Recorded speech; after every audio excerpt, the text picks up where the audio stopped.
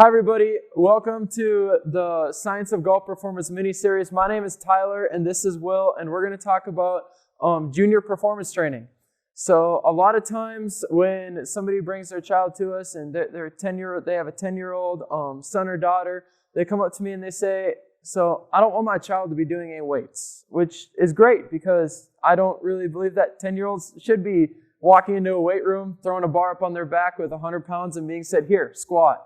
What I'm going to talk to you a little bit about today is movement patterning. So that's kind of the first check or the first step in our junior foundational program is being able to move well. And there's a couple of different exercises that we specifically use to make sure that we can lock in and really build a good movement base. This first one here that I'm going to have Will do, and I'm going to kind of walk you through it, is going to teach your junior athlete how to hip hinge correctly. So a lot of the time what we see, a junior athlete comes in and they have a really hard time holding a neutral spine. So, Will, would you like to demonstrate what a very not so neutral spine would look like if you were to come in here and I'd ask you this? So Will's going to bend over and I'm going to say, all right, Will, show me a hip hinge. And this is what a not so neutral spine is going to look like.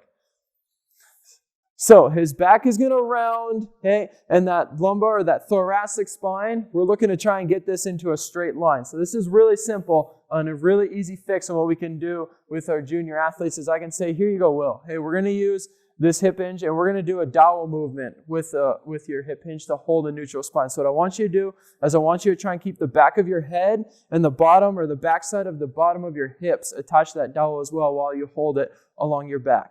Okay, so this is going to force Will to make sure that all the way from that top, as I mentioned, the first point of contact, the back of his head, as well as the back and the bottom of his hips are connected to that dowel as well. Now I'm going to tell you to hinge at the waist and keep both of those points attached. So at this point now here, we're assuring that that spine is nice and neutral and that that dowel is keeping it in a safe position for us as we hinge through. So a couple more reps here, Will, to demonstrate this movement. So this is something as simple as telling your junior athlete to say, hey, you're hitting your pitching wedge right now. I want you to get into the same stance at which you're going to hit your wedge with. And with that, we're working our hip hinge movement with our dowel. Okay, next, after we teach someone how to appropriately hip hinge, we're going to talk about the squat movement. Now, I talked earlier about someone walking in the door and doing a 100-pound squat with a bar on their back. That's not exactly what's going to happen when somebody first comes to see us. What I like to do is I like to work body weight first, okay? And I'm going to show you how to do this body weight squat with a little bit of pattern assistance here. So Will has a mini band located around his knees. Now what this is going to do is it's going to drive external rotation through his hips so that way his knees, don't valgus on him or don't collapse in. So Will's going to set up in his squat position. His feet are going to be outside his shoulder width, and then from there I'm going to ask him to pull tight on his band by trying to pull his knees apart. And then from there, this is when we work our squat. I'm going to tell him to squat his hips down parallel to his knees and hold tension on the band throughout the entire movement. So let's see one rep here, Will.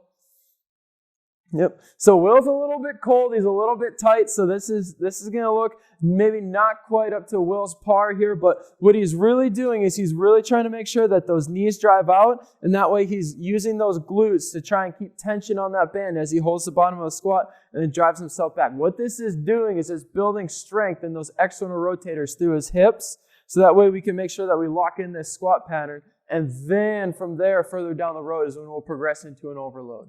Okay, and then the last movement pattern that I'm going to talk about today is a single leg. So we talked about a hinge, we talked about a squat, now we're going to talk about a single leg or a lunging type of movement. So Will's going to demonstrate a correct split squat for us here today. He's going to step 1 foot forward, his opposite foot back, so he's in a nice even split stance. Now from here, I'm going to try and watch his hips. So you're thinking about how his hips are going to move. I like to use the analogy of escalators and elevators with the juniors. Hey, there's an escalator that moves straight up and down, or there's an elevator which moves straight up and down, and there's an escalator, which kind of moves almost forward to back just a little bit. I'm going to tell Will to sink down just like an elevator. His hips are going to go straight down underneath of him, and then he's going to drive through his front foot as he propels up off the ground here. So what we're doing is we're just training single leg strength as well as we're training balance within this movement here.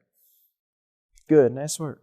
All right, so those are a couple of the movement patterns in which when junior athletes first come in the door, which we're really trying to lock in and train for the first couple of years of their stages of development. If you like the video, give this one a like and stay tuned for what's up next.